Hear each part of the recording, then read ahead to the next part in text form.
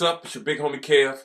A lot of music producers have been asking me this question, and so I am going to answer this question. And first of all, it's a good question in my mind because it means that either you guys are getting placements or you are selling a gang of beats because you want to know what my process is of tracking out music. And so, I'm going to show you my simple process. And I mean, you can take whatever that I do and apply it to whatever you do. And we're just gonna run it like that. So normally the first thing I do is I create a folder, but what I name the folder is the tempo of the track.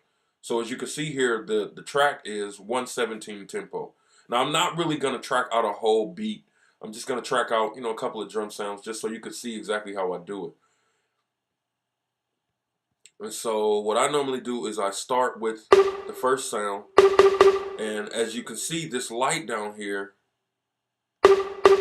when I press the note, it's red. So what I do is I turn that all the way down. Well, not all the way down, but I turn it down just enough to where when I touch it, the red light doesn't come on. And that basically will stop it from clipping. You know what I'm saying? And then you're guaranteed to get the best sound out of each drum sound for mixing. So, now as you can see, I'm tracking out the drums, so the redrum is solo. Then I have the first sound solo. So what I do from there is export sound, export song, find the folder, wherever the folder is.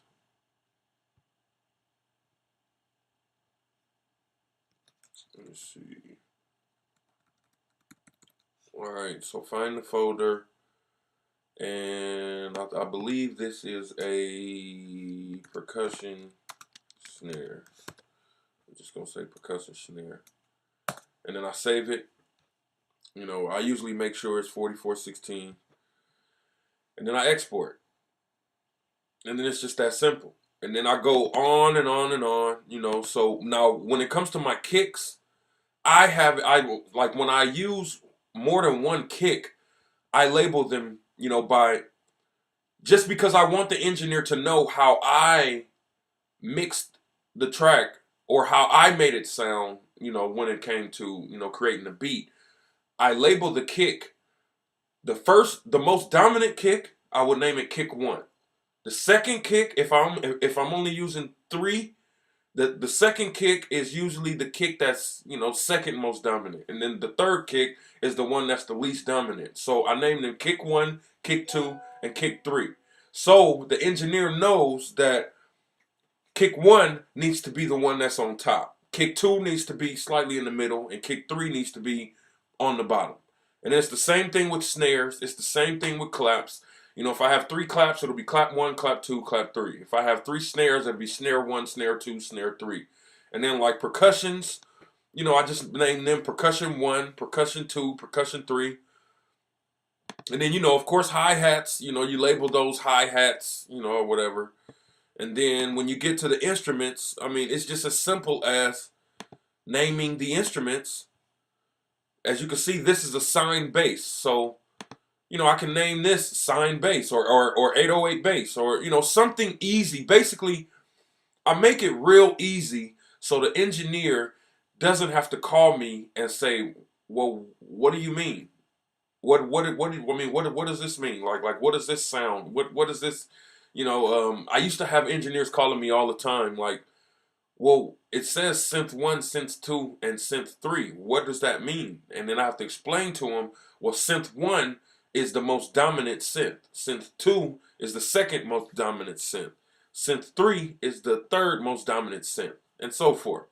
So, and then I just go for it, on and on and on. Piano, strings, arpeggio. Usually I name it or try to stay as close to the name that it is within, reason or logic or whatever I'm using. And it's just that simple.